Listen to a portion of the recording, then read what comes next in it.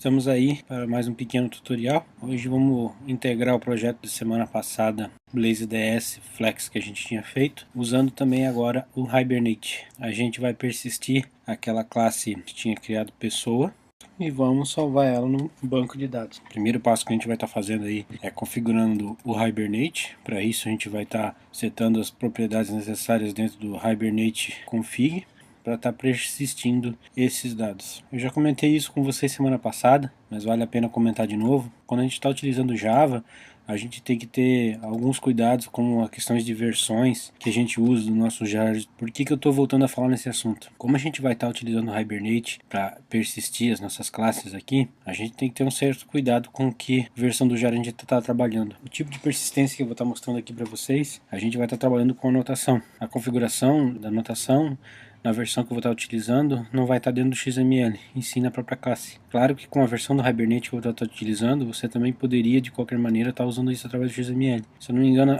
ele só foi possível essa implementação a partir da versão 3.6 do Hibernate. Não tenho bem certeza, tá? Eu estou fazendo um chute aqui agora que realmente eu não lembro a partir de qual versão exatamente. Mas então, se atentem a usar as bibliotecas que já estão utilizando dentro do JBoss 6. Por isso é importante vocês utilizarem o JBoss 6. Os jars que eu passei para vocês vez passada são simplesmente os jars de conexão com o banco, com MySQL. Se você for usar Postgres, você vai utilizar outro jar. Os jars de configuração do BlazeDS e o Commons. Fora isso, claro que a gente precisaria de mais jars, por exemplo, para utilizar o Hibernate. Só que como a gente está utilizando o JBoss, esses jars, nas versões que eu preciso, já vão estar aí colocadas dentro do próprio JBoss. Então muitos jars que a gente precisaria já vem junto com o JBoss. Cuidado com essa questão de versionamento aí. Primeira coisa que a gente vai fazer, eu vou estar copiando esse Hibernate config e vou estar disponibilizando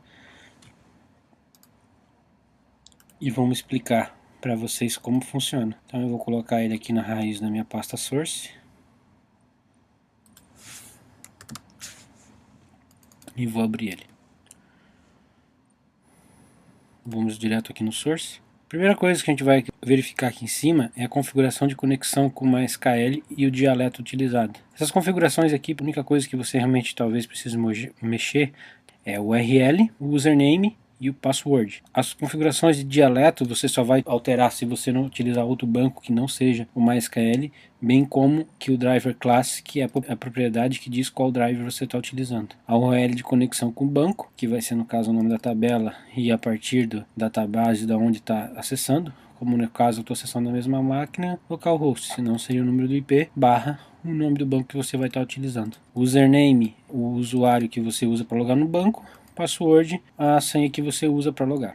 A corrente Session Context Class pode deixar como thread. As configurações para conexões de pool, como está comentado aqui. O tamanho mínimo, o tamanho máximo, o tempo para timeout, o número máximo de statements e o período para teste de idle, ou seja, se não tiver nenhuma atividade de request. Configuração de debug, se você quer mostrar o SQL enquanto está debugando, o format, se vai querer gerar estatísticas e comentários. Só funções de bugs. E aqui embaixo, que vai ser o que a gente realmente vai estar usando, que é o mapeamento das classes, ou seja, as classes que a gente vai querer estar mapeando realmente através do Hibernate. Essas classes aqui são de outro projeto, eu vou estar utilizando elas, alterando daqui a pouco, para configurar ele com a nossa classe pessoa. Ela é a nossa classe de exemplo, mas aqui vocês vão estar configurando todas as classes que vocês vão precisar estar persistindo no banco de dados. O primeiro passo que a gente vai estar aqui fazendo é anotar nossas classes conforme a gente vai estar persistindo elas. Então,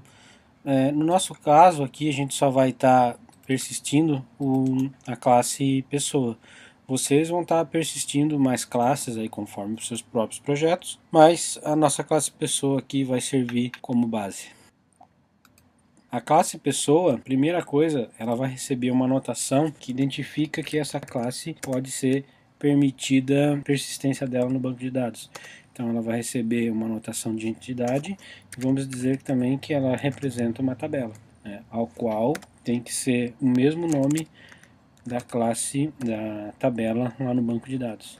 Nesse caso podemos dizer que a gente vai criar uma tabela com o nome pessoa. Lembre-se desse nome aqui porque vai ter que ser o mesmo nome lá na nossa tabela. A gente vai criar aqui nesse cara mais um atributo chamado ID, Vamos gerar novamente os gittens and setters. Gittens and setters. E vamos gerar aqui também um hashcode equals. Já temos o serial ID. Fora isso ainda, a gente vai ter que agora começar a anotar os atributos da nossa classe. Como por exemplo, como esse ID vai representar a nossa ID também na tabela, ele vai receber uma anotação de ID. No caso, esse valor aqui, ID, a gente vai, como ele vai representar um auto incrementável lá na tabela do meu banco, e se no caso for de vocês, vocês vão botar essa anotação de generated value. E assim como a gente vai dizer que coluna ele se refere. Então, mesma coisa, ele vai se referir à coluna ID. A única anotação que a gente vai precisar fazer para os outros atributos aqui agora é a coluna. A gente tem um trabalho basicamente maior em relação à coluna que é o ID. Nas outras não tem tanta essa preocupação. A única preocupação é que a coluna tenha exatamente os mesmos nomes conforme a gente está setando aqui. No meu caso, eu vou colocar o nome das colunas lá como os mesmos nomes das variáveis. Esse hashcode equals que a gente implementou, assim como a classe implementa serializable, é para evitar também possibilidades de ter conflitos que objeto ele pode estar instanciando quando se tratar na questão de threads. Você implementa o hashcode equals, assim como o serializable, para você poder estar fazendo essa parte de persistência. Com isso, a nossa classe está pronta para ser persistida. Só isso? Só isso. A gente só não pode esquecer que aqui no Hibernate, esse mapping aqui eu vou ter que tirar, que a única classe que vai estar mapeando, no nosso caso, é a classe pessoa. Então a gente tem que ter o nome do pacote bem certinho, ou seja, o caminho para essa determinada classe. Model, pessoa. Isso. Para ele poder estar fazendo o mapeamento correto dessa classe. A partir de agora, a gente vai estar configurando o que a gente precisa do Hibernate para rodar certinho dentro da nossa classe. Para isso, a primeira coisa que a gente vai estar criando é uma classe DAO. Dentro do Café com Java, a gente vai criar um package chamado DAO. Dentro desse DAO, a gente vai ter uma classe chamada Hibernate útil. Note que essa classe, o método de como eu vou trabalhar com ela, vocês não precisam estar fazendo exatamente igual, né? Isso aqui é só uma ideia minha. A gente vai criar uma variável pública final chamada session factory. Cuidado com o import, certo? Importar certo, chamada session factory, que é igual build session factory. Build session factory. Esse build session factory ainda não existe, porque a gente vai estar criando esse cara. Ele vai ser um private static session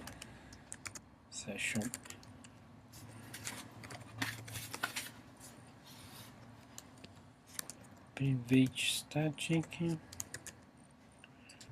tá.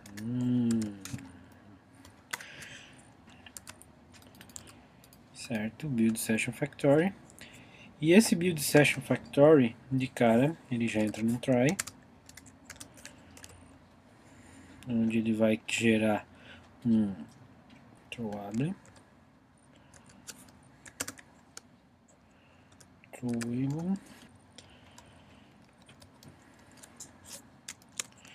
e aqui ele vai ter um sysout, bem padrão, ponto get stack trace. E a gente vai ter um annotation configuration cfg é igual new annotation configuration.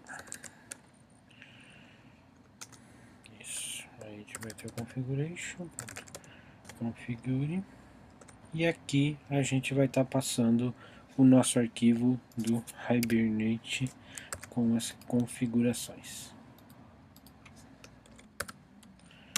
Beleza.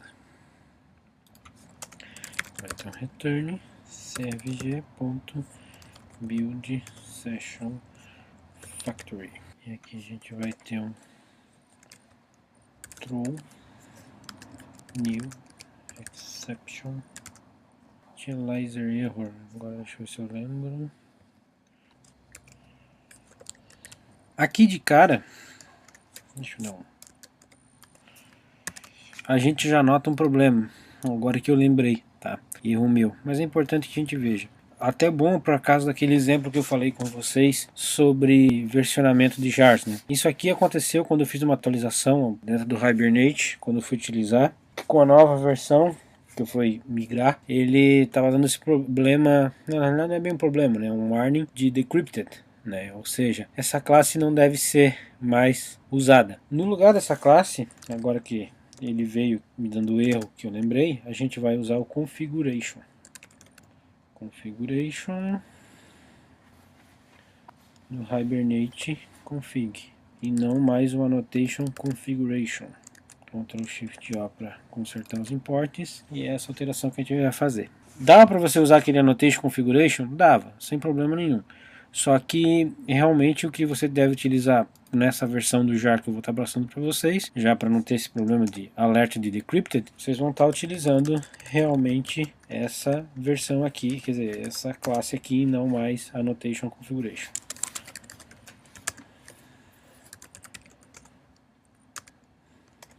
Era mais fácil fazer assim, né? Às vezes bate umas coisas ruins. Getters sitters. Factor. Beleza. Public status for get session factory, return session factory.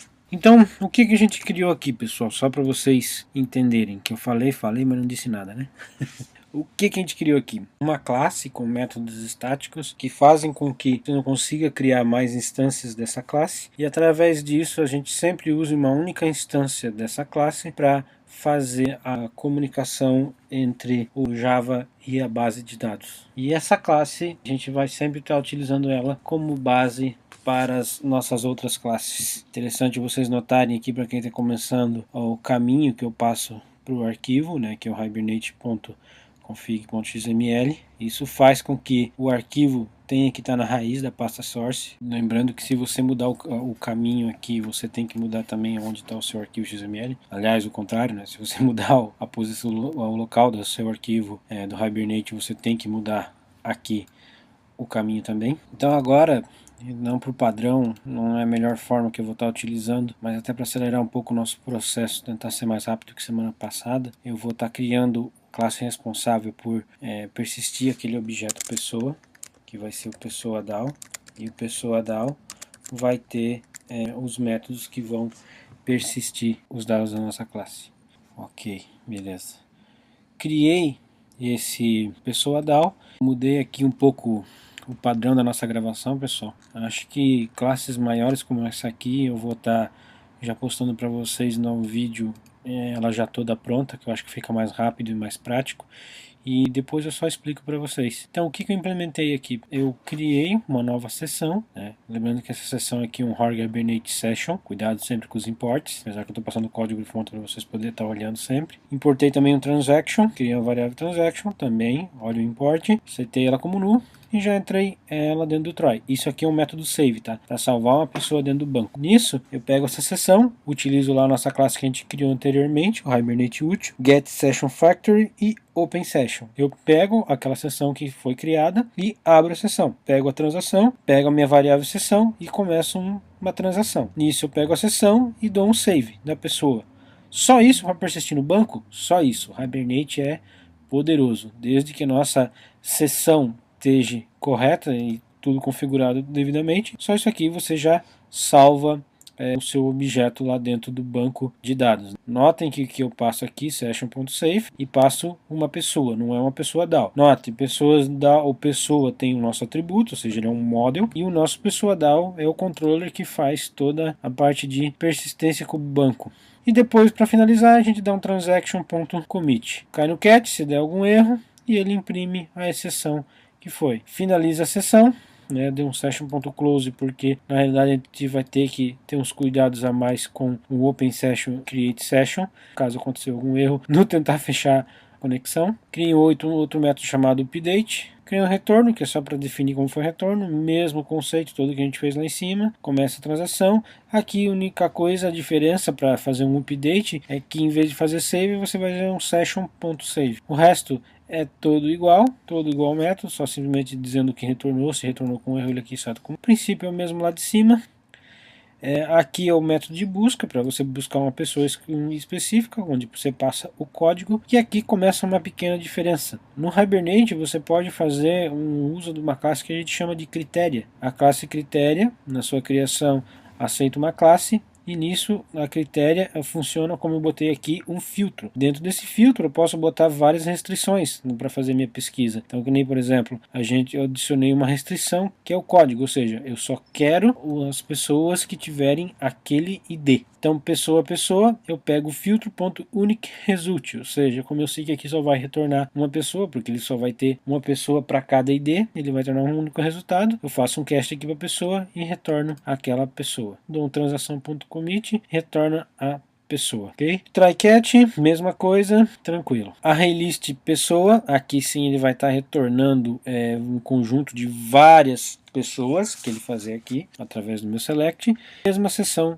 acima de lá. A única diferença é que aqui eu tenho também uma classe critéria e na realidade aqui eu vou estar fazendo um cast de ArrayList de pessoas para fazer um filtro.list e ele me retorna um array. Nada demais, tudo igual. A única diferença aqui, que eu esqueci de trocar o novo valor da variável, isso aqui eu peguei já de um outro projeto meu. Na realidade o nome do ArrayList não é user, né? É um ArrayList de pessoas.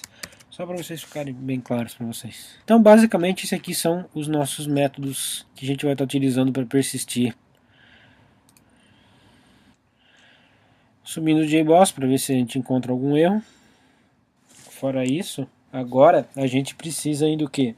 Criar o nosso banco. Se você é novo, nunca trabalhou com MySQL ou é um novo programador e não está com aquela experiência ainda de vida, abaixa, se você estiver utilizando o Windows, o AMP, e no caso, se você estiver utilizando o Mac como eu, você pode utilizar o XAMPP, certo?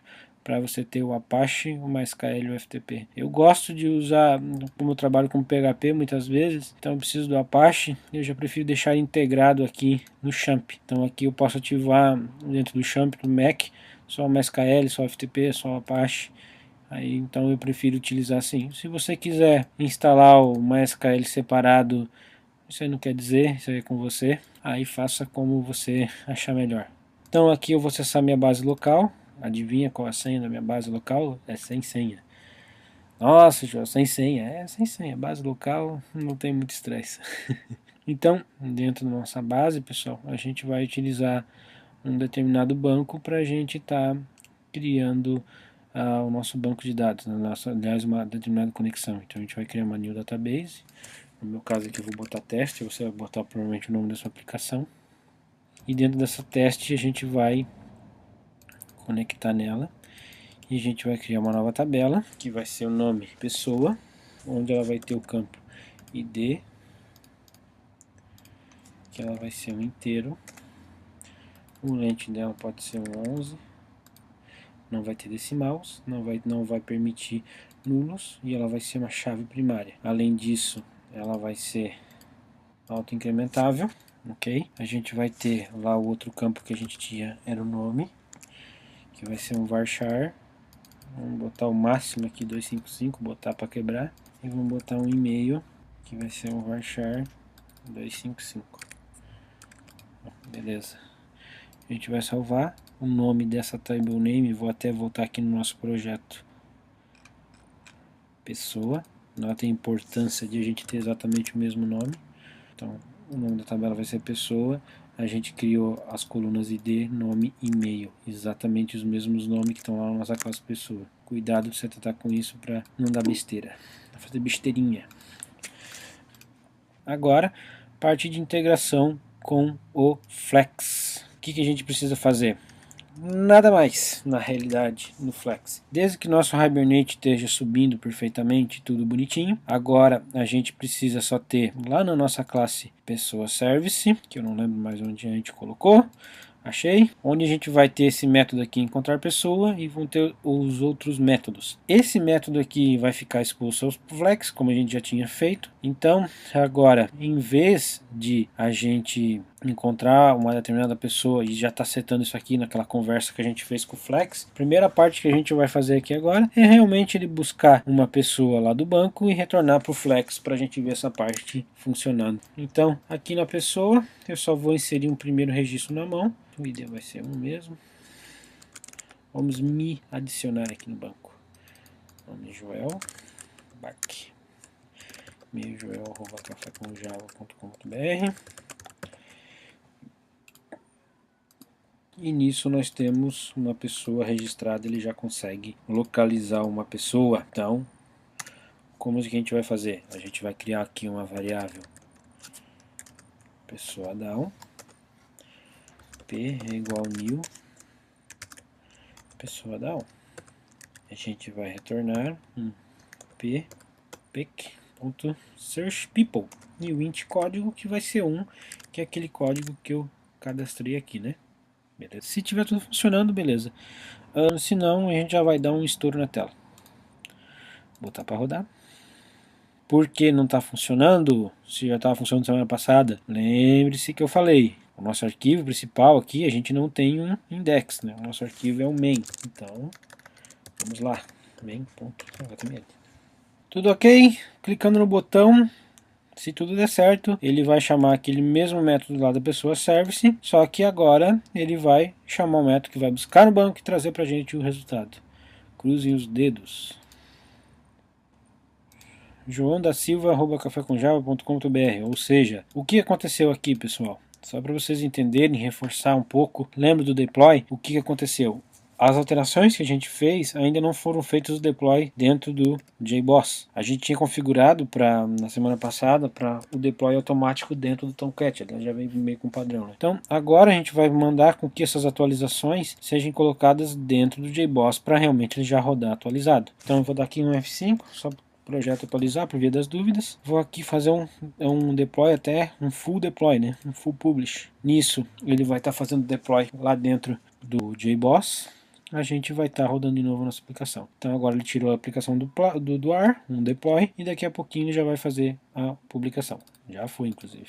Deu nem tempo de eu falar. Rodando novamente. Não achou, a gente já sabe por quê.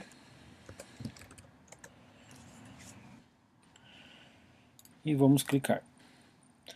Agora sim, está chamando o Hibernate. Vocês podem ver que como lá no Hibernate config ele estava setado para mostrar esses status lá no hibernate.config, ele vai estar mostrando para nós a nossa conexão, todos os status que está fazendo. Qual que foi o erro aqui para nós? Table easyjob.pessoa não existe, a carry não pôde ser executada, simplesmente porque a gente esqueceu aqui no Hibernate Configuration, a gente está conectando aqui ó, na URL o banco EasyJob, que é um outro trabalhinho meu. Como a nossa base aqui, onde tem nossa tabela pessoa, não é EasyJob, que está aqui, esse banco de dados é teste, a gente tem que alterar esse valor aqui. Eu gosto que aconteça esse tipo de erro quando eu estou fazendo tutorial. É bom que vocês vejam o que pode acontecer e o que está dando errado e o que possa estar errado na sua aplicação e o que você pode fazer para consertar. Então, teste, agora está configurado certo. Isso já foi um ótimo sinal que o Hibernate está totalmente configurado, tudo bonitinho. Achou o Hibernate config e se não tiver faltando mais nada, agora ele vai funcionar. Notem que eu mandei fazer de novo o deploy, modo pessoa, está mapeado. Se tudo está certo, agora deve funcionar. Novamente, vamos lá, cruzem os dedos.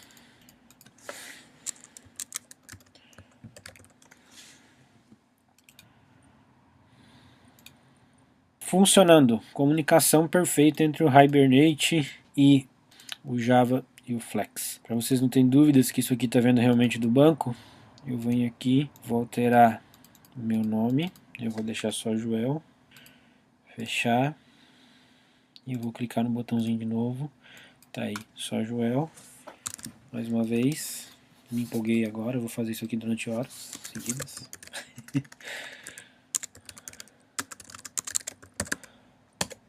Beleza, clicamos.